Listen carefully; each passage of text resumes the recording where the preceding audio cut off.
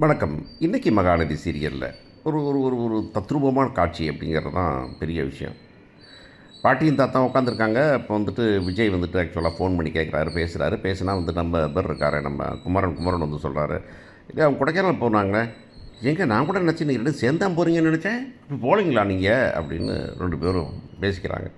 "கொடைக்கானல் போகிறாளா?" அப்படின்னு அவர் கேட்டு அவர் கிளம்பிடுறாரு. கிளம்பின உடனே வந்துட்டு அ பாட்டி வந்து கேட்குறாங்க, "எங்கங்க?" அப்படின்னு. "காவேரியை கூப்பிட போயிருக்காமா" அப்படின்னு சொல்லி இவர் சொல்கிறாரு. அந்த அம்மாவும் ஷாக் ஆகுது. ஏன் அந்த காவேரியை திரும்ப கூட்டு வந்துக்கிற மாதிரி அது மூஞ்சியை கொஞ்சம் ஒரு மாதிரி தான் வச்சுக்குது பாட்டி.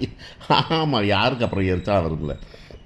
எங்கே நொம்மான்னு அங்கே போய் உட்காந்துக்கிட்டு இங்கே வந்து இவனை போட்டு இம்சை பண்ணி யாருமே இல்லாமல் ஒரு பிரச்சனை இல்லாமல் அன்பாட்டக்கு ஆஃபீஸ் போனவனை இப்போ வந்து கெடுத்துக்கிட்டீங்களே அப்படிங்கிற மாதிரி தான். ஆனால் ஒரு வகையில் பார்க்கணும், காவேரியை வந்து இவர் லவ் பண்ணுறதுக்கு முன்னாடி, கல்யாணம் முடிக்கிறதுக்கு முன்னாடியோ அவருடைய வாழ்க்கையே ரொம்ப மோசமாக இருந்துச்சு. ஒரு பர்பஸ்ஃபுல்லெஸ் அப்படி ஒரு லைஃபாக தான் இருந்தது வெண்ணிலாவை நினச்சிக்கிட்டு அப்படின்னு.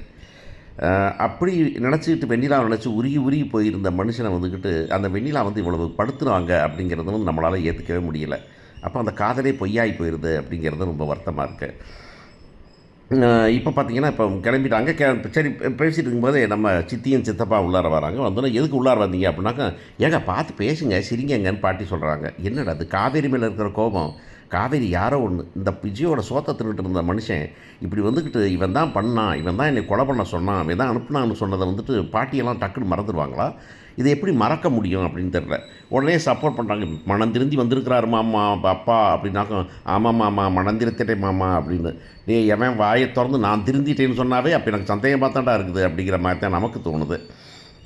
அப்போ இவர் உடனே வந்து சொல்கிறாரு, "இப்போ விஜய் பார்த்தானா கொன்றுவான்" அப்படிங்கிறாரு. ஆனால் இப்போ போகிற பக்கம் பார்த்தா இவனையும் திரும்ப வீட்டில் வச்சுப்பாங்க போல இருக்குது. அப்போ இவங்க வச்சுட்டா என்ன பண்ணுறது, அஜயும் வீட்டில் வச்சுக்கலாம் அப்படின்னு சொல்லலாம். அஜய் வச்சுட்டா என்ன பண்ணுறது, அந்த ராகினியும் வீட்டில் வச்சுக்கலாம் அப்படின்னு. அப்போ ராகினி வச்சுட்டா ராகினியோட அப்பாவையும் வீட்டில் வச்சுக்கலாம் அப்படின்னு இதை வந்துக்கிட்டு அந்த அதாவது யார் யார் வந்து துரோகம் பண்ணுவாங்களோ அவங்களெல்லாம் சுற்றி வச்சுக்கிட்டு சொல்லுவாங்கல்ல, எதிரிகளை ரொம்ப க்ளோஸாக வச்சுக்கணும்பாங்கல்ல, அந்த மாதிரி இவங்களுக்கெல்லாம் சோறு போட்டு வளர்க்கலாம், தனித்தனியாக ரூம் போட்டு இது வந்துட்டு எவன் குத்த வந்தானோ அவனுக்கெல்லாம் வச்சுக்கலாம் அப்படிங்கிற மாதிரி. இது என்னடா சந்த மடமா, என்ன கருமம் இது அப்படிங்கிற மாதிரி தான் தோணுது. இப்போ இந்த சொல்லுவாங்கல்ல, கருப்பன் குசுமே 2வது ரவுண்டுக்கு ஆசைப்படுறாங்கிற மாதிரி வீட்டில் இருந்துக்கிட்டே இவங்க எல்லாம் பழி வாங்குவாங்க போல இருக்குது. பார்ப்போம் என்ன நடக்குது.